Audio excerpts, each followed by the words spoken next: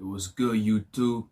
In this video, I'm going to be talking about slavery in the Bible and how to reconcile it if all possible. So if y'all have had this question, I'm saying really be at picking on your heart, check out this video because I'm going to be as honest, try to be as honest and objective as possible. You know what I'm saying? I'm not just trying to be a Christian apologist who breezes past the issues. I'm actually going to try to wrestle with these things. And long story short, I don't think we have to justify slavery. All right? I think we'd all agree that slavery is universally bad and there's laws to permit it in the Bible. The question is, how does God that we believe in, how do we reconcile him doing that? Right? We don't have to justify the practice of slavery, but it's in the Bible. And the question is why?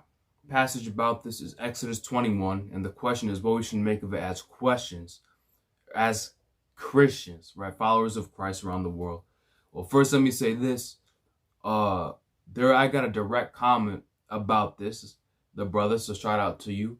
And the question was about the treatment of female slaves in the Old Testament. So I'm going to be starting with this and with this passage about how female slaves were treated. Exodus 21, verse 7. If a man sells his daughter as a servant, she is not to go free as the male servants do. If she does not please the master who has selected her for himself, he must let her be redeemed. He has no right to sell her to foreigners because he has broken faith with her. If he selects her for his son, he must grant her the rights of a daughter. If he marries another woman, he must not deprive the first one of her food, clothing, and marital rights, which is sex, I think. If he does not provide her with these three things, she is to go free without any payment of money. These are basic provisions and regulations for female slaves. All right, but the caveat comes from Deuteronomy 15. Deuteronomy 15, verse 12. If your brother, a Hebrew man or a Hebrew woman, is sold to you, he shall serve you 6 years, and in the 7th year you shall let him go free from you. Verse 15. This is because you shall remember that you were a slave in the land of Egypt, and the Lord your God redeemed you. Therefore I command you this today. So in other words, the Hebrews had their own experience of escaping slavery in Africa, right? In the nation of Egypt. All right. So the fact that they escaped slavery sort of contextualizes how they embodied the practice in their own land, in the promised land. All right. Verse 18, it shall not seem hard to you when you let him go free from you, for at half the cost of a hired worker he has served you 6 years. So the Lord your God will bless you in all that you do. So here's what I wanted to bring up. The passage talks about how female slaves can't go free as the male servants do. But when you read Deuteronomy 15, which may possibly be a development of Israel's history, when you get to that passage, it talks about how the 7th year freedom, the 7th year jubilee where the Hebrew slaves are actually freed, applies to female slaves as well. So we know that when it's talking about when those female slaves aren't to go free as the male slaves do, well, we read a little bit on in the Bible and we see that the 7th year freedom applies to the female slaves as well. But what seems to be going on is there seems to be the potential for a marriage transaction where you would give your daughter up in exchange for a bride price. All right, so it seems like if a daughter is sold, there's a potential for her to get married to either the individual himself or the individual sons, his offspring. All right, and if he becomes one of their wives, then there are all these provisions from Exodus 21 about how that looks on the marital scene, right? If he breaks faith with her, then he can't sell her again outside. She can be redeemed, which I would think is kinsman redemption, like we see in the book of Ruth. And if she gets married to one of the sons and they don't provide for her, then she's actually able to go free. And I'd imagine, especially when you understand that the Torah is really these principles, these wisdom principles and judgments that are to be kept in mind for the judges in the actual court of law, right? The judges of Israel would keep these precepts in mind when making judgments. When you have a sort of that perspective, I think it's reasonable to assume this provision for the sons would apply to their father as well, i.e. if the daughter is sold and becomes the wife of the slave master, then if he doesn't provide for her and give her clothing, food, and conjugal rights, she would also have the freedom to go free. I think that's a reasonable assumption. So what we have to understand is it's rules and regulations about slavery in ancient Israel. And part of that is having regulations to protect the female slaves, especially if they get sold or traded or become wives in an agreement, a mutual agreement with either the individual or his sons. So like I said, given the time, given the place, this would have been rules and regulations that would have been protecting women, right? Gotta dwell on the fact that women didn't have jobs, women didn't have their own career opportunities back in those days, obviously. So you're either in your father's house or your husband's house, right? You're under your father's authority or your husband's authority. Point being, if you were under either, you weren't just going to be working from home as some cybersecurity logistic analyst or something like that, right? If you weren't under being provided for, you were in a tough spot. You'd either have to be a beggar, right, or become a prostitute, the oldest business, the oldest human trade of them all, right? So in a situation where it seems like there's a poor family who thinks it might be in their best interest to either give their daughter in marriage or sell her as a slave, or if she sells herself as a slave. Again, I'm not the biggest expert on how these things were actually carried out. I don't know if female slaves had the ability to sell themselves or if they had to be sold by someone else. Either way, Exodus 21 gives us a few basic parameters of how that's supposed to go, so that if she is sold or she becomes the wife of the master or the wife of one of the children, she's not taken advantage of, right? There are a few parameters where if they get violated, she has the right to go free, and the slave master actually loses the right to sell her to other nations, this, that, and the third. So what's the basic point? Slavery was a practice that was allowed in ancient Israel. The institution was allowed in ancient Israel, and here are various laws to regulate that so that the slaves wouldn't be mistreated. I'm trying to be as objective as possible and take the full picture, right? So I'm not going to shy away from those verses that get touched on lightly, but don't actually, I'm going to cover all that. But if we got to take the full picture and we keep the principles in mind, that these laws and commandments and the law were principles that the judges of Israel would keep in mind when civil cases would come up. We got a lot of principles to keep in mind to understand that they were served as protections many times. All right. Here's the point. I hate slavery. Slavery is wrong.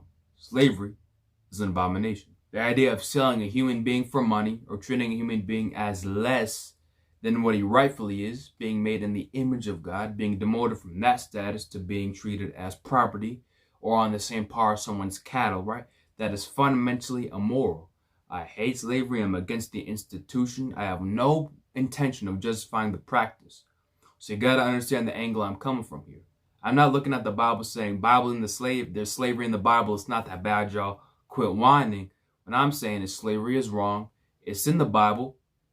I condemn the practice, but let me just explain what's going on for the sake of being objective students of history.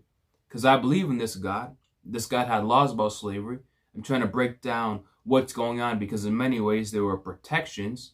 The Hebrews in their law were very advanced as opposed to Greek cultures and Roman cultures. So in a sense, we're dealing with something which is fundamentally evil, but in said evil culture, Israel is a light to the nations because of how progressive they are in terms of protecting the slaves as opposed to the countries around them or the countries in the world.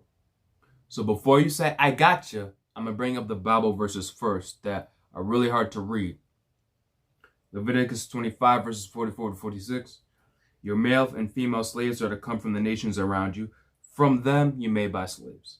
You may also buy some of the temporary residents living among you and members of their clans born in your country, and they'll become your property. You can bequeath them to your children as inherited property and can make them slaves for life, but you must not rule over your fellow Israelites ruthlessly. All right, now if we compare this with other verses, we could see that the process to become a slave for life is actually voluntary on the slave's part. If they decided that they wanted to be an eternal slave after the 7 years, which again was for both males and females, then they would make that judgment and then they would get their ears pierced through and it'd be like a symbol. All right, but if that happens, right, so it's not like it was necessarily automatic, right? The slave had a voluntary choice in that. If they decide to become a slave for life, then that's the situation. You can make your slaves slaves for life. That is allowed given the different parameters and laws, and they are treated as inherited property. So I'm explaining this, but the elephant in the room is that their slaves are called property. They're treated as the income source. They're sort of demoted from the complete honor, the complete status that humanity has in God's image, right? That's what it seems like. Exodus 21 verse 20. Anyone who beats their male or female slave with a rod must be punished if the slave dies as a direct result, but they're not to be punished if the slave recovers after a day or two, since the slave is their property. This is the NIV. Again, these are verses that are very hard to read. These are verses that are very hard to read, and I don't want to shy away from the hard verses. I don't want to. You gotta understand where I'm coming from. I'm being as objective with both sides, right? So we have to take the full picture. Understand that in many ways the Hebrews were revolutionary with slavery and their laws, right? There are many protections of slaves that I'm going to get into, but I still fundamentally think that the practice itself is evil. But I think the Bible will actually agree with me, and this is the gray area. This is the silver lining, is that when we go back from an Edenic standard, that's the standard. That's when God created everything and it was good, when man was, and there's no provision, there's no allowance, there's no gray area for there to be slavery in the Garden of Eden, in the original paradise.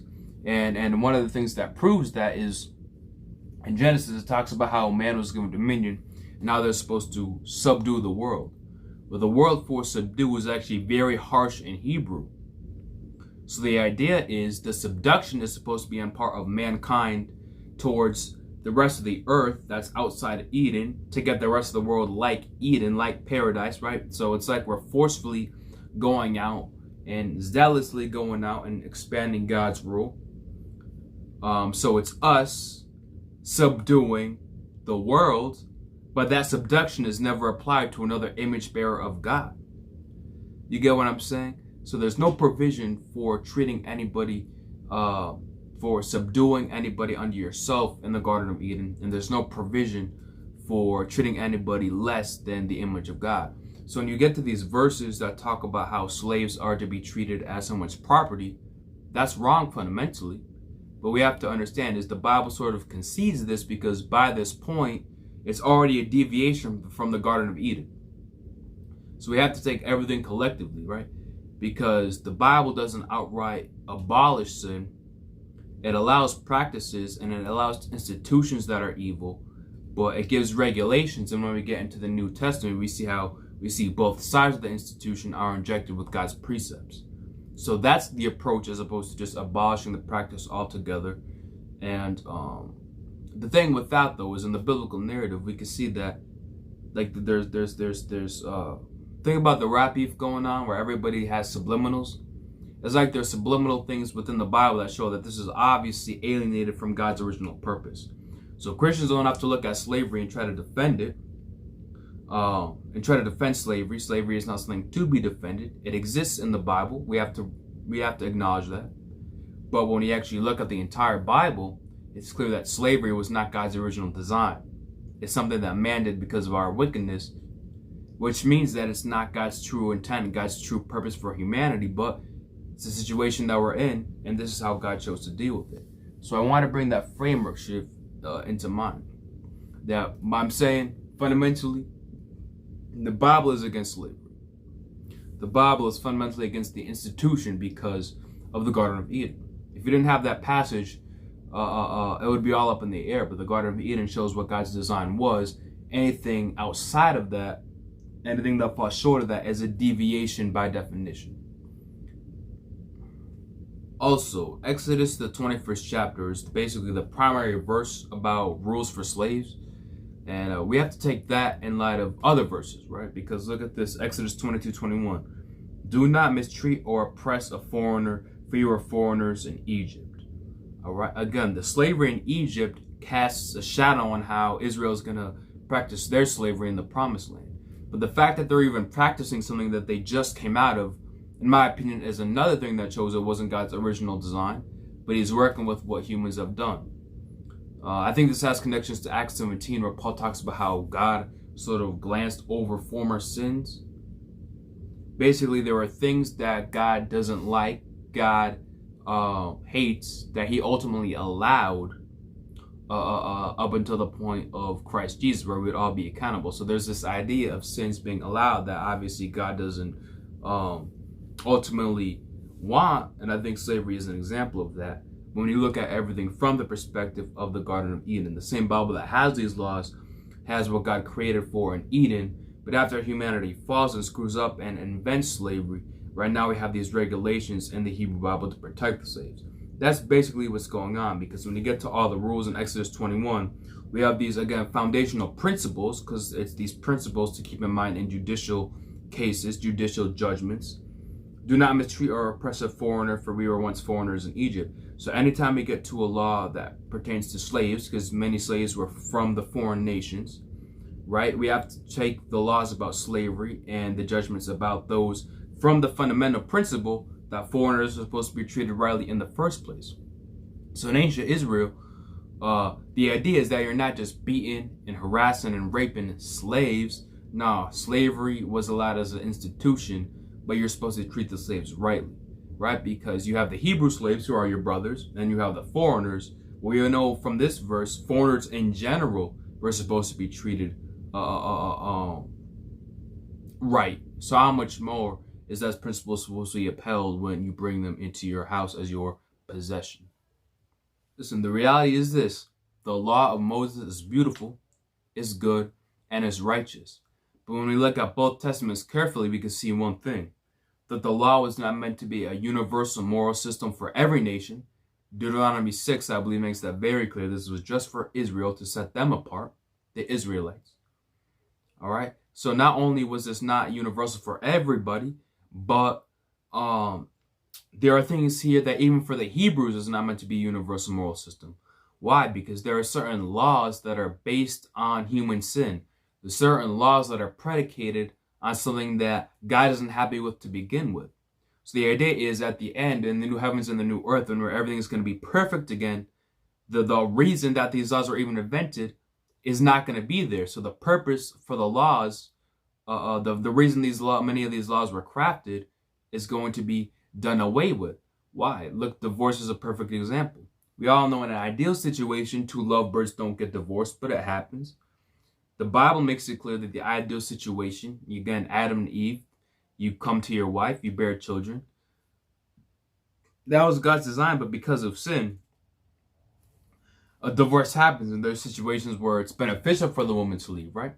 So God allowed divorce, but it wasn't something that was his original intention. Jesus, who completely upheld his law as a prophet, makes this point very clear in Matthew 19, which is cool, because Jesus, who was the only one who followed the law perfectly, understood that there were things in the law that were based on human sin, meaning God's original design, everything would be perfect, but because there's a wickedness, and men might beat their wives or do evil to their wives or cheat on their wives, now the category of divorce is opened up. So Moses allowed us to get divorced, even though we know that's not God's original design.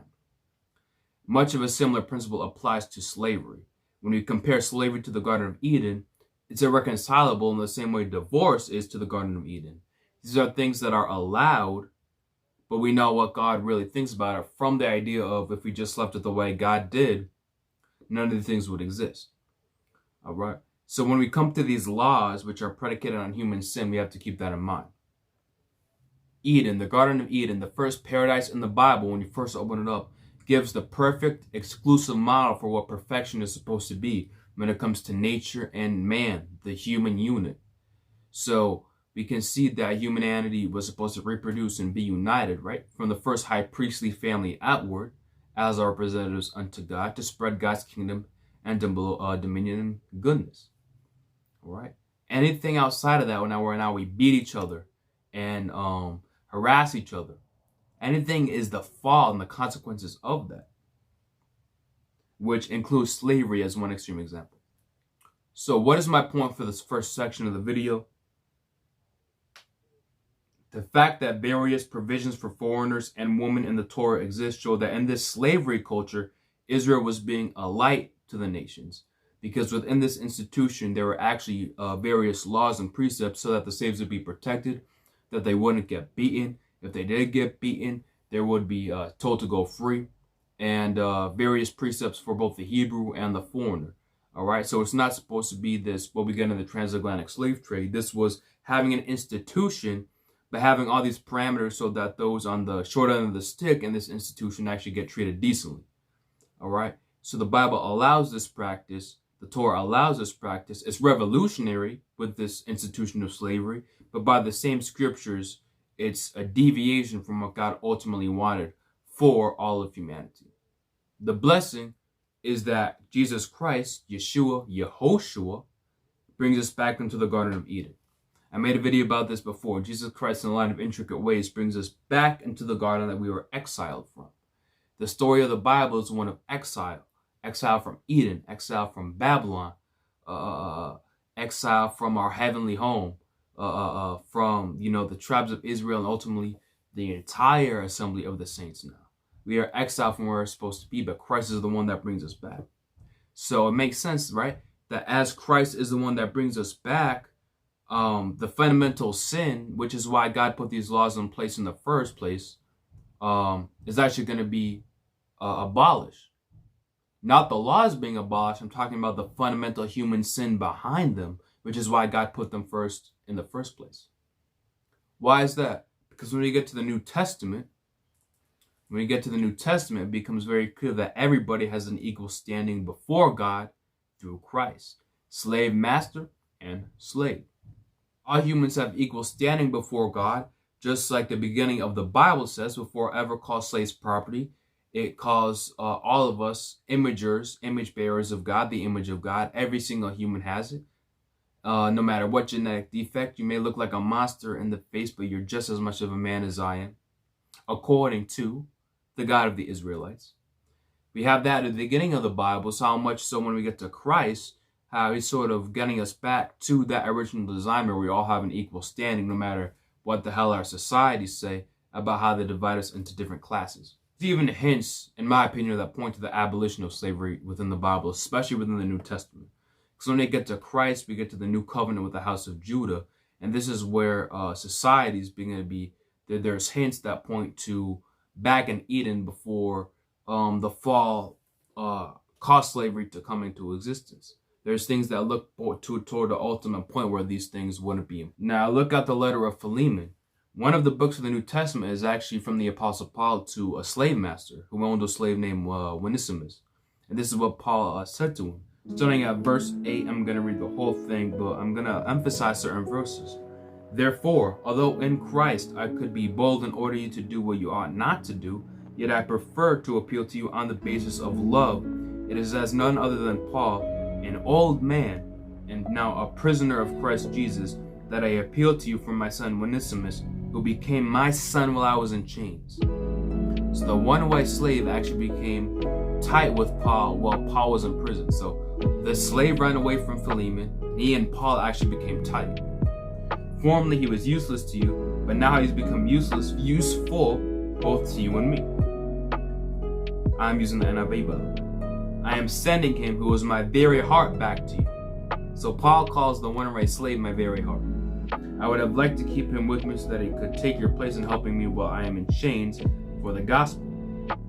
But I did not want to do anything without your consent, so that any favor you do when that seemed forcible would be voluntary. Perhaps the reason he was separated from you for a little while was that you might have him back forever, no longer as a slave, but better than a slave, as a dear brother. He is very dear to me, and even dearer to you, both as a fellow man and as a brother in the Lord. So Paul recognizes the humanity of the runaway slave, not 3/5 of a human slave, not 3/5 of a man, but as a full man who's on the same level as the apostle himself. And here's what's so crazy is Paul says the slave ran away from you. Maybe in the grand scheme of things, God works in mysterious ways. Your slave ran away so that he returns as a free man. He returns as a brother, not as a slave. Interesting, Paul says, welcome him as you would welcome me. If he has done you any wrong or owes you anything, charge it to me. I, Paul, am writing this with my own hand. I will pay it back, not to mention that you owe me your very self.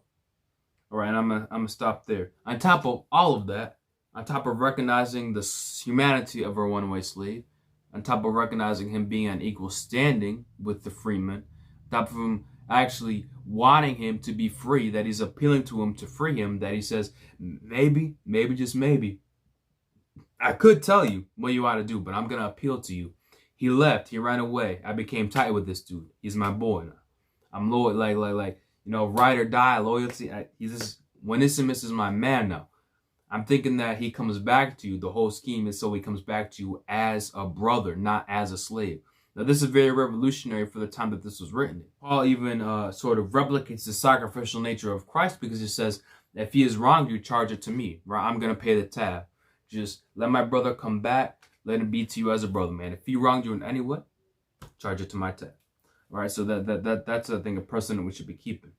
All right, so now what do we have? We have the Old Testament. We have permissive law.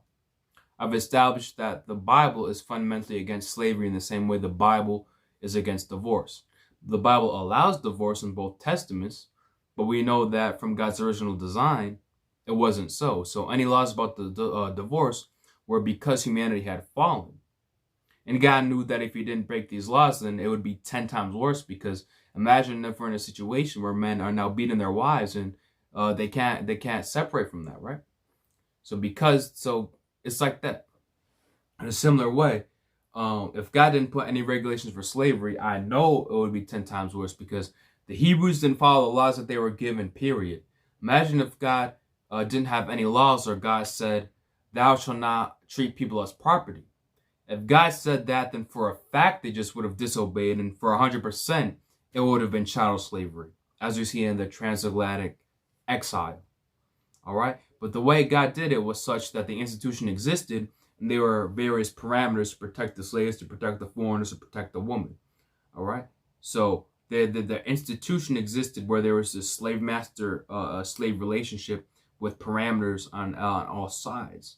And God did that as opposed to just abolishing the practice, because then it just would have been a free for all. You know, that then it would have just surely been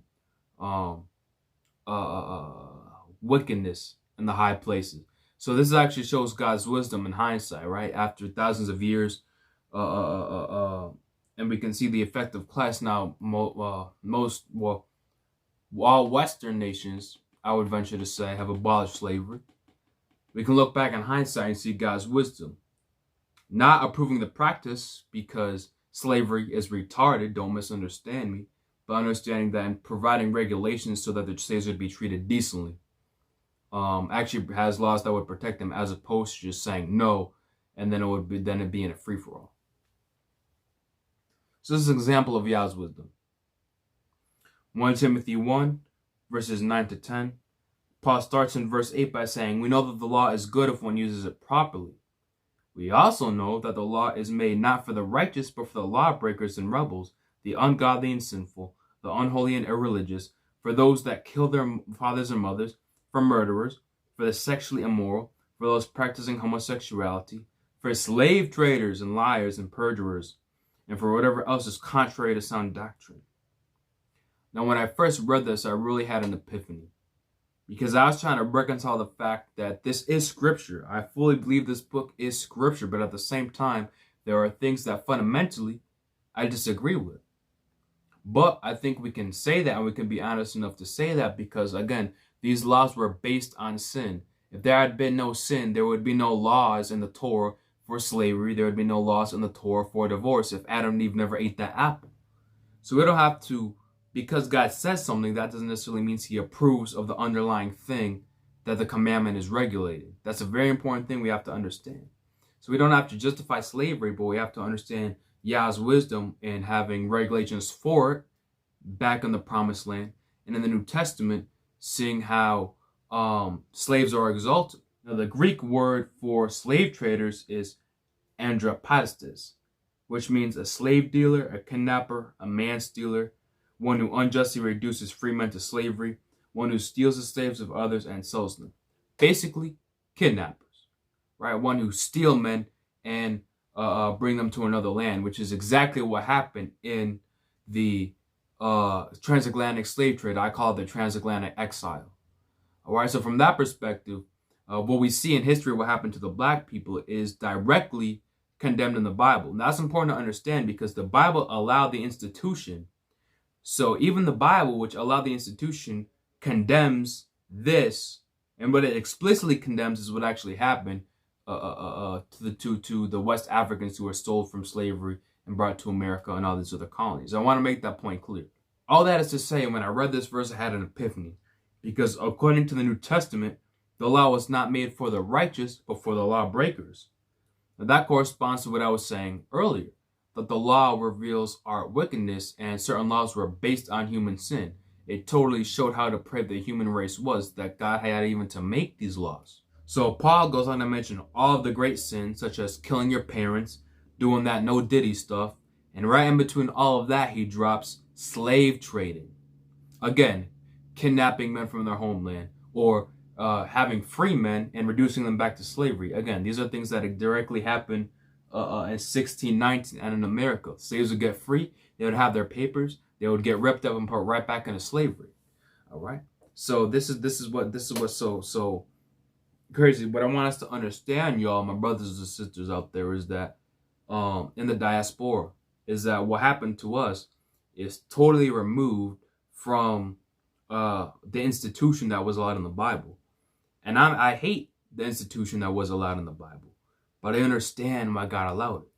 That's my whole point of this video, because if not, the perversion would have been totally rampant. You know what I'm saying? Like it would have been totally chattel 100%, but in Yah's wisdom, he has these various parameters so that slaves would be treated decently, so that his people would be alike to the nations. Like, yo, we got these things that are parameters for women and for the foreigner. So here, Paul directly calls slave trading a sin and contrary to sound doctrine. And I think I know the law where he's getting this from, being Exodus 21:16, quote, anyone who kidnaps someone is put to death, whether the victim has been sold or is still in the kidnapper's possession. So the law was made, the law of Moses was made to reveal lawbreakers, including the slave traders. Now what this means is, if we're going to abstract that, part of the reason the law of Moses was revealed, in part, was to show the wickedness of slave trading.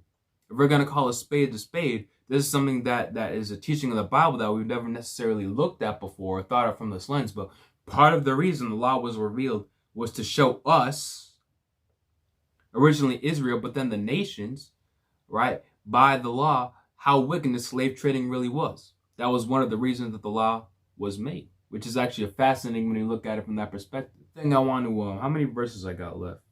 I got a couple verses. We're winding down now, but I want to go to 1 Corinthians chapter 7. Verse 20, Paul says, each person should remain in the situation they were in when God called them. Verse 21, were you a slave when you were called? Don't let it trouble you. Although if you can gain your freedom, do so. If you can gain your freedom, do so. From the words of an apostle himself, right? New Testament. If you can gain your freedom, do so. For the one who was a slave when he is called to faith in the Lord is the Lord's free person. Similarly, the one who was free when called is Christ's slave. You are bought at a price. Do not become slaves of human beings. Brothers and sisters, each person, as responsible to God, should remain in the situation they were when God called them. Y'all got to understand how revolutionary this was, because the Christians couldn't destroy slavery. They had no political power. This is something I didn't even realize, but the first Christians were a messianic sect. They called themselves the Way. All right? They were Israelites all at first. They had no political power in the Roman Empire, this colonizer empire, so to speak, to change their laws about slavery. And certain laws we have, such as the Lex Fufia Canica and the Lex Aela Sentia, these are various law codes that actually show that there were limits for slave emancipation. And there was also notions that slaves under 30 couldn't be freed without legal procedure. All right, respectively. So I'll put these on the screen, but there are basically law codes that we can dig up historically that show us that there were limits to emancipation. And if you were under 30, if you were a minor, so to speak, that isn't. If you were under 30, you couldn't be freed without legal procedure. If you were freed under 30, to that extent, you could never become a Roman citizen. And if you rebelled and you were found trying to escape as a slave, you could be put to death. So we have to understand, this was the culture. Look, we can look at America, right? There's many laws or many bills that I disagree with, right? But it's the law of the land. In a similar way, this was the law of the land of Babylon that the saints were going through. So they knew if they just said, y'all gotta escape, a lot of them would get caught and a lot of them would be put to death. So instead of getting rid of the institution, which would actually backfire on the slaves who are currently enslaved, many of them. What they decided to do was inject both sides with God's precepts, the slave master and the slave. This is what we get in Ephesians 6, verses 5 to 9. All right?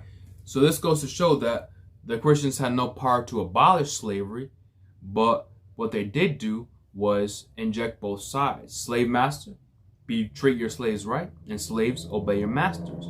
Now, if y'all are both following Christ, then that's a beautiful thing, because you're both honoring God within a wicked institution that was around before you were born. In a similar way, Corinthians shows us that the apostles recognized the ideal situation was for slaves to get free. So they acknowledged that the free status of the slaves is ideal. They were wrestling with something that was around before their birth. Because think about it, the whole founding story of their people was one of being freed from slave. Their whole culture was one of ex-slaves being led into the promised land. All right?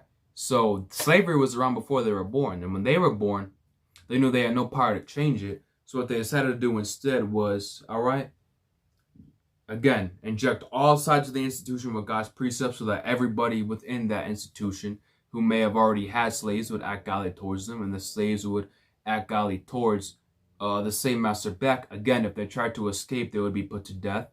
All right, so everybody act right, but if you can get free, do so. This is so important that this is in the New Testament, y'all. It was recognized that if freedom was all in any way possible to actually strive for that.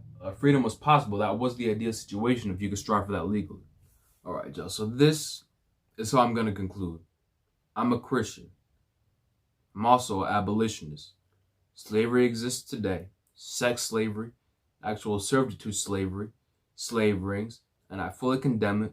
And I look for the day, and I pray for the day when all these brothers are free and out of that wicked system. When it comes to the Bible, when it comes to my personal God, I have faith in him. And I wish the laws about slavery that he personally enacted never existed. I wish the laws about slavery never existed. I wish it was outright outlawed. In a perfect world, I'm just being real, I'm just being vulnerable. This is what I wish. But I understand if God had said that, his people would have been in a much worse spot. I don't have to feel bad about saying that, because in God's perfect world, which he gives us a glimpse of, that we were never born in but told about in Eden, he gives us a glimpse of what the perfect world was. So in the Bible, we already see that according to God, these perversions already are coming out of left field from what God originally wanted. So when you understand that, when I get to these laws, I glorify Yah for his wisdom. I glorify God for his wisdom, because their slaves would have been protected, but I condemn the practice, and I wish it never existed. I wish the laws about slavery never existed. But I understand why God put them there. So to summarize everything, Scripture establishes slavery as a legal practice that is ultimately alienated from the Garden of Eden. The Old Testament confesses the institution itself is unideal. Right? This is a concession that the Old Testament gives when you look at the entire Old Testament. By the New Testament, the apostles recognize the best situation for the slave is to be free. So the Bible freely admits the slave's best condition is to be free, both for their personal walk and their spiritual walk. You know, that the ideal situation for anybody is to be a freed person. The Bible itself acknowledges this. The same Bible says that slave trading, kidnapping, which is the foundation for the transatlantic exile, that is condemned explicitly. Even when the institution was allowed, this is condemned explicitly. So this is what the framework I want us to have. Even in the Bible where the institution of slavery is allowed, the transatlantic stuff is explicitly condemned. When we're looking for verses that explicitly condemn this or that, the transatlantic stuff is complicitly condemned in this book that actually allows slavery in a society. So we just gotta just take a minute to wrestle with what that means. And this is what I also want to say, because this is obviously a video for everybody, because slavery is a huge moral issue, and I'm sure all these various people groups um, have had their ancestors being enslaved. But this is where I'm gonna call a spade, right? Because this affects the black community more directly than any other community in America. So I have no intention of justifying slavery. Slavery is a wicked thing. But this is a framework I want black people to understand is the black community has direct connections and a vested interest into the things of God and into the things of the gospel in the ways that other communities don't have, in my opinion. And that comes from looking at black people as a diaspora perspective, being exiled from Africa, being exiled from the motherland, being exiled from, in the same way black people were, Israelites were exiled, and the whole founding story of Israel is actually being ex-slaves from Africa.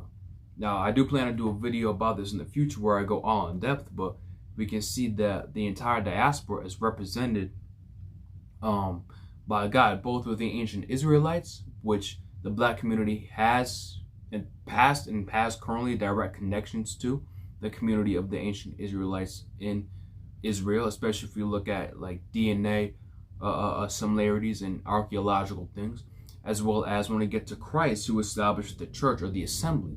You can look at the African church and the vital role that would play in the first, well, universally, but especially the earliest centuries, how vital the African church would be. And that's where I see the entire diaspora being represented, because now we're having voluntary conversions into the God of the Israelites.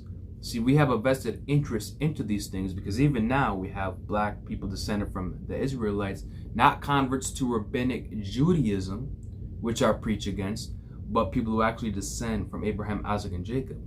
And the horrors that happen to black people allow us to examine our people from a diaspora perspective. And so that means is that within our own community, we have those who have a direct covenant with God by means of Genesis 12, right? By means of being Abraham's seed, right? Which the New Testament never teaches against that. All right. So by the nature of our homies who are directly connected to this God, just by nature of the bloodline, and by the nature of the entire diaspora being represented by the assembly, when we get into African history, African church history, we have a vested interest to examine these things and be Bereans. So the question isn't that, is this our God? No, this is our God, and this has always been our God. This is one of the joyous things I've come to realize by doing research. This God that we've personally known for centuries, why did he have these permissive laws among his people? That's what the question becomes. We have direct connections to this God from the very beginning. So the question is, from the perspective of a God we already have a personal identity with, the question is, why did he allow these things, which I tried to explore in this video? I want y'all to understand that we actually backtrack through the centuries of when it was spreading. We can see all the brown-skinned, dark-skinned people who were instrumental in that, both when the Messiah was revealed and beforehand. That's us. So y'all be blessed in the Messiah. I just wanted to have a very sober, very sensitive video about these things. The book of Ecclesiastes is very like sad. He's like, it's an unhappy business God has given man. The book of Job, he's just crying out to God. I believe if we're humble, there's a place where we can be honest and flesh out concerns before God and have genuine questions before God and really wrestle with these things. So I'm trying to be honest as possible with these things, but it doesn't change the facts that this is the God of creation. This is the God of every nation, but it's our God too. All right. So y'all be blessed, man. I'll see you.